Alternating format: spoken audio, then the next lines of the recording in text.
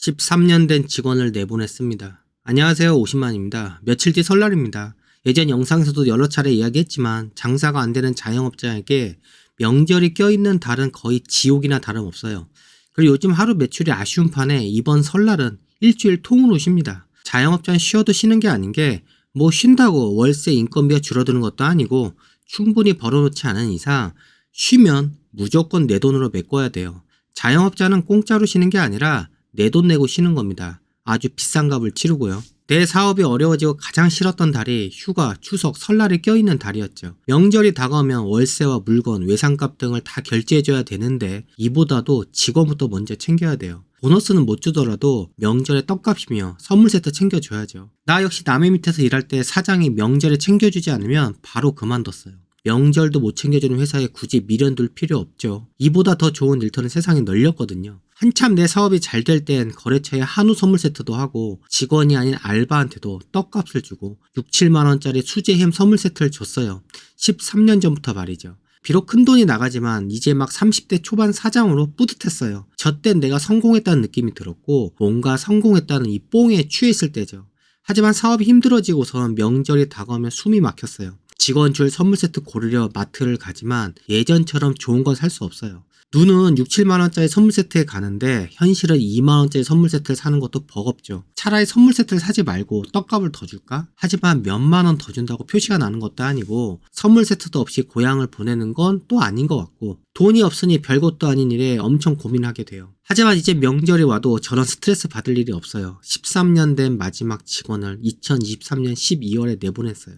내가 더 이상 버틸 수 없었죠. 난 늘 사업 계획을 세워요. 하지만 계획대로 되는 일은 없습니다. 오랜 시간 끌던 코로나가 끝나갈 무렵 예전 거래처들이 돌아왔고 내 매출의 상당 부분을 차지하던 명동 거래처까지 돌아오면서 2022년 겨울부터 매출이 올라오고 있었어요. 이대로 가면 2, 3년 후엔 다시 예전으로 돌아올 수 있다는 희망이 생겼고요. 근데 나한텐 문제가 없는데 다른 데서 문제가 터졌죠. 2018년 내가 사업이 완전히 기울고 힘들어할 때 아는 형님이 창고 사무실 같이 쓰자고 제안을 했고요. 나는 월세 등 고정비를 줄여야 하는 처지라 그 형님의 제안을 받아들였어요. 초반엔 그 형님이 도움이 많이 됐어요. 문제는 코로나가 터지면서 이 형님도 사업이 기울어 월세를 못 주는 날이 많아졌고 저도 한참 밀렸다 줬어요. 그리고 우리 누나도 사업을 하는지라 누나랑 공장과 가게를 같이 쓰고 있었는데 우리 누나 매출의 약 80% 정도를 올려주던 거래처가 갑자기 망하면서 누나가 내야 할 돈은 내가 내고 있었죠. 그러다 보니 내가 잉여 자본을 모을 수 없었어요. 아마 내가 돈을 잘 모았다면 저 시기에 중간중간 코인 불장까지 겹치면서 이미 빚을 다 갚고 일어섰을 겁니다. 그러다 결정적으로 13년 된 직원까지 내보내게 된 이유가 사업 초창기 내 사업을 일으켜준 명동 거래처가 아무런 말도 없이 사업을 접었어요.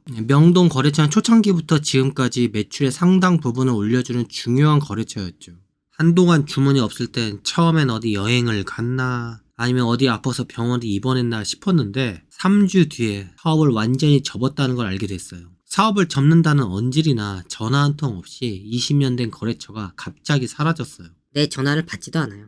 왜 갑자기 사업을 접었는지 이유를 모르겠습니다. 하긴 20년 거래하면서 명동 거래처랑 밥 한 번 먹은 적이 없네요. 문제는 외국인 상대로 명동에서만 팔 수 있고 명동만을 위해 만든 물건들이 있는데 이걸 팔 데가 없어졌고요. 중국에서 들어오는 물건값 2천만 원도 결제해줘야 했는데 문제는 명동이 사라지면서 이 물건을 현금화할 방법이 없었죠. 그동안 명동 거래처가 결제해주는 돈으로 직원 월급을 충당했는데 이제는 월급을 만들 방법이 없어요. 2023년 11월까지는 그럭저럭 나쁘지 않았는데 명동의 사업을 접은 후 12월 갑자기 위기가 찾아왔어요. 예전에는 버티면서 어떻게든 방법을 찾으려고 했는데 그게 더 큰 피해라는 걸 경험해서 가장 큰 거래처가 사업을 접은 걸 확인한 후 13년 된 직원을 내보내기로 했어요. 오늘 일 끝나고 얘기 좀 하자. 직원한테 이렇게 말하고 사무실에 앉아 있는데 그만두라는 말을 한다는 게 마음이 불편했어요. 그냥 더 버텨볼까 생각도 해봤지만 하지만 이젠 자신이 없어요. 남아있는 거래처 매출로 아무리 계산기를 두들겨도 인건비를 건질 수 없었죠. 그 힘든 시기를 버티고 간신히 운영자금 3천만 원 정도를 만들어 놨는데 한순간에 저 돈이 말라버렸죠. 명동이 주문할 때까진 그래도 손익분기점은 항상 넘었는데 명동 주문이 끊기면서 매일매일 적자가 쌓여갔어요. 가게 영업이 끝나고 커피숍으로 들어온 직원.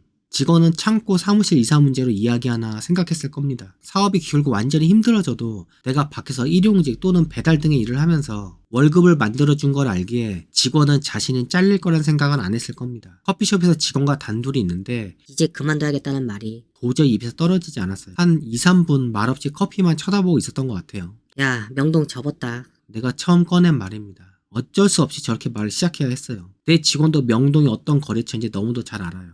솔직히 내가 코로나를 버틴 것도 명동 거래처만 돌아오면 된다는 생각으로 버텼어요. 근데 그 희망이 사라진 겁니다. 야, 이제 더 이상 네 월급을 만들 수 없다. 난 더 이상 할 말이 없었고 직원을 쳐다볼 수도 없었죠. 직원이 한숨을 푹 쉬면서 갑자기 그렇게 말하면 어떡해요. 나도 나이가 있는데 갑자기 이 겨울에 일을 어디서 구해요. 아, 언제까지 나오면 되죠? 이번 주? 아니면 내일부터 나오지 말까요? 난 뭐라 할 말이 없었죠. 죄인이 된 기분이었습니다. 내가 월급을 많이 주진 않았고 내 사업장이 시시한 직장인데 직원한텐 내 회사는 자신만의 삶의 터전이죠. 처음에 이 바쁜 3개월만 같이 일하자고 시작을 했는데 3개월이 지나도 직원은 나가질 않았어요. 난 중간중간 내가 줄 수 있는 월급은 뻔하니까 좋은 데 있으면 언제든지 나가라 말했는데도 그렇게 13년을 같이 일했습니다. 처음엔 내 일이 바빠서 사람을 고용했는데 시간이 흐르니 직원을 먹여 살려야 하는 책임감이 생겼죠. 사업이 흥할 땐 직원이 늘면서 내가 부자가 되고 있다는 느낌이 들었어요. 사무실 창고가 사람으로 꽉 차 분주히 일하는 모습을 지켜보면 내 스스로 뿌듯했어요. 하지만 사업이 기울면서 한 명 한 명 내보낼 땐 그 빈자리가 참 허전했어요. 어제까지 직원이 앉아있던 자리가 비어있으니 말이죠. 저 시절 되돌아보면 직원들 월급 줄여 대출을 받고 서너 달 버틸 자금이 생겼다고 안도하는데 서너 달 뒤엔 어떻게 할지 고민하지 않았죠. 지금 이 위기만 넘기면 잘 되겠지 뭐 이런 생각을 했어요. 어느 순간부터 눈앞에 닥친 문제만 해결하기 급급하다 보니까 점점 사업을 근시안적으로 운영하게 됩니다. 이러다 보면 나중에 피해가 눈덩이같이 커져요. 그래도 이 직원만큼은 내보내지 않으려고 했는데 내가 열심히 하면 직원 한 명 건사 못하겠냐 싶어 내가 밖에 나가 일해서 번 돈으로 월급을 꾸역꾸역 맞춰주면서 좋은 날이 오길 기다렸어요. 하지만 내 능력이 여기까지네요. 그럼 그냥 내가 대출을 받아 빌려드릴 테니까 그 돈으로 월급을 주고 나중에 잘 되면 갚아요. 직원이 전원 제안을 했지만 난 저걸 받아들일 수 없었어요. 이미 오프라인 시장은 작살이 났고 중국의 알리테무가 한국 시장 진출로 한국의 제조업과 온라인 판매상들이 엄청난 타격을 입고 있었고요. 저쯤에 온라인 판매하던 내 동생들이 망해 나가고 있었습니다. 이런 상황에서 버티면 무작정 좋아질 거란 희망으로만 돌릴 수 없었죠. 야, 너가 빌려준 돈으로 한 3, 4개월 버티겠지. 그럼 그 다음은 이렇게 가봐야 너한테도 안 좋아. 만약 내가 그 돈을 못 갚으면 어떻게 할 건데. 난 그래도 직원이 2달 정도 일하면서 천천히 다른 일자리를 찾으라고 말하고 싶었는데 뭔가 말은 하고 싶은데 말이 안 나오더라고요. 그래서 직원은 이번 주까지만 하고 그만두라는 말로 알아들었어요. 직원은 그만두라는 말을 들은 이후로 딱 금요일까지 일하고 그만두었고요. 그나마 다행인 건 바로 일자리를 구했어요. 직원이 떠나는 마지막 금요일날 저 오늘까지만 일합니다. 하고 말하는데 너무 미안해서 난 아무 말도 하지 못했고요. 직원 얼굴 볼 자신이 없었어요. 직원 얼굴을 보면 눈물이 쏟아질 것 같았습니다. 저녁이라도 먹을까 싶었지만 서로 그럴 기분도 아니었어요. 20년 된 명동 거래처와 작별 인사도 못하고 헤어졌듯이 13년 된 직원과 난 그날 그렇게 허무하게 헤어졌어요. 이럴 때 보면 인간관계가 참 허무해요. 막상 이런 결과였으면 워크아웃 했을 때 직원을 내보낼 걸 하는 생각이 들었어요. 직원을 어거지로 고용하면서 힘들었던 점이 내가 일용직으로 빡세게 일해도 저 일당이 내 돈이 아니라는 겁니다. 일을 하면서 그냥 차라리 직원을 내보낼까? 이 생각을 수없이 했어요. 열심히 살아도 돈이 모이질 않으니 굉장히 힘들었습니다. 희망도 없고 6년 전 워크아웃 했을 때 그때 직원을 다 내보냈으면 지금 빚은 다 갚았습니다. 최저시급으로 따져도 직원 한 명 한 4년 유지하면 1억이에요. 미련을 갖지 않았다면 내 남은 워크아웃비 9천만 원 정도는 아마 작년이나 재작년에 다 삭제됐을 거예요. 그럼 이미 난 빚을 다 갚은 상태였겠죠. 미련 때문에 일을 그르칩니다. 그동안 가르쳐놓은 게 아까워서.